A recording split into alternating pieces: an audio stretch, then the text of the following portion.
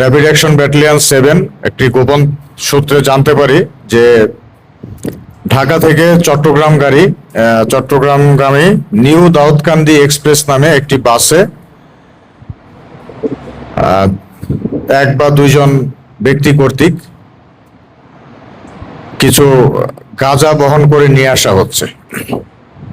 এই তথ্যের ভিত্তিতে আমরা র্যাপিড অ্যাকশন ব্যাটালিয়ন 7 এর একটি অভিযানিক দল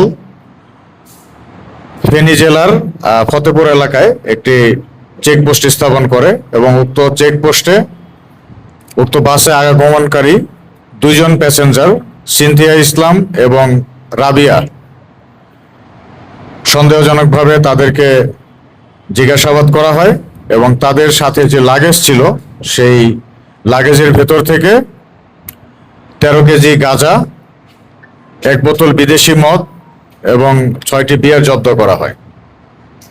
পরবর্তীতে তাদেরকে জিজ্ঞাসাবাদে জানা যায় যে তারা এই গাঁজাগুলো কুমিল্লার 14 গ্রাম উপজেলার গোমরবাড়ি এলাকার নামক একটি এলাকা থেকে নিয়ে এসে তারা চট্টগ্রামের উদ্দেশ্যে আসছিল।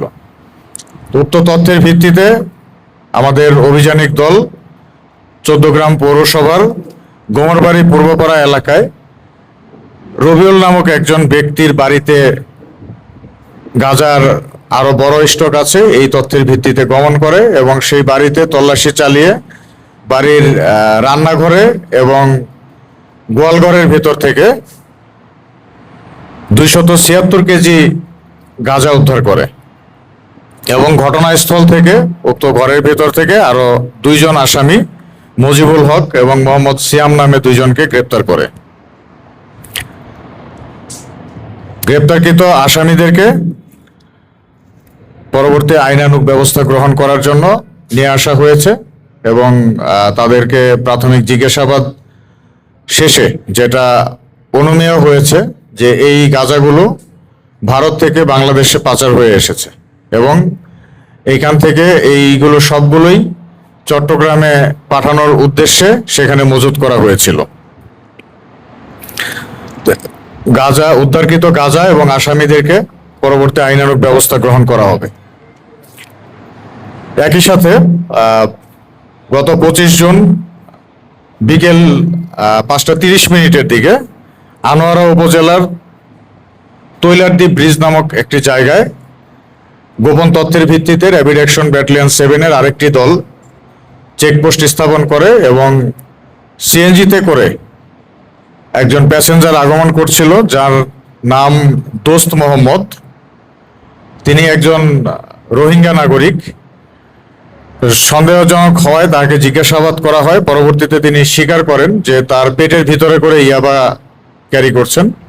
পরবর্তীতে তাকে চট্টগ্রাম মেডিকেল কলেজ হাসপাতালে নিয়ে যাওয়া হয় এবং এক্স-রে করার পর পাওয়া যায় যে তার পেটের ভিতর ইয়াবা রয়েছে। এরপর তার পেট থেকে এই ইয়াবাগুলো বের করা হয়। এগুলোকে ছোট ছোট পোটলার মধ্যে থাকে। 118টি পোটলা পাওয়া গিয়েছে। সাধারণত একটি পোটলার ভিতরে 50 পিস করে থাকে। তো সেই হিসাবে অলমোস্ট 5900 পিস ইয়াবা সহ তাকে গ্রেপ্তার করা হয়েছে।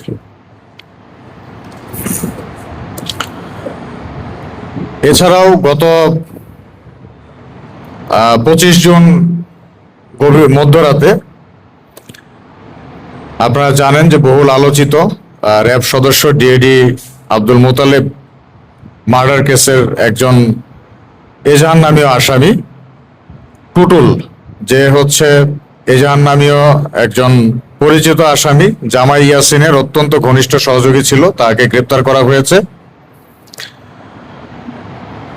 এই টুটুল সহ এই কেসের এখন পর্যন্ত মোট 43 জন আসামিকে গ্রেপ্তার করা হয়েছে, যার মধ্যে র্যাব 23 জন এবং পুলিশ 20 জনকে গ্রেপ্তার করেছে। এছাড়াও আপনাদের অবগতির জন্য জানাচ্ছি যে রাউজানে যে কিছুদিন আগে মাকসুদুল ইসলাম মাসুদ নামে একজন বিএনপি নেতা খুন হয়েছিল, সেই কেসেরও 2 জন আসামিকে র্যাপিড অ্যাকশন ব্যাটালিয়ন 7 কর্তৃক গ্রেপ্তার করা হয়েছে। একজনকে 24 ঘন্টার মধ্যে এবং আরেকজনকে রাঙামাটি জেলার বাঘাইছড়ি উপজেলার প্রত্যন্ত একটি এলাকা দূরছড়ি নামক একটি এলাকা থেকে তাকে গ্রেপ্তার করা হয়। এবং এই সকল কেসের সকল আসামিদেরকে পরবর্তী আইনানুগ ব্যবস্থা গ্রহণ করার জন্য প্রক্রিয়া অনুযায়ী ব্যবস্থা গ্রহণ করা হচ্ছে। ধন্যবাদ।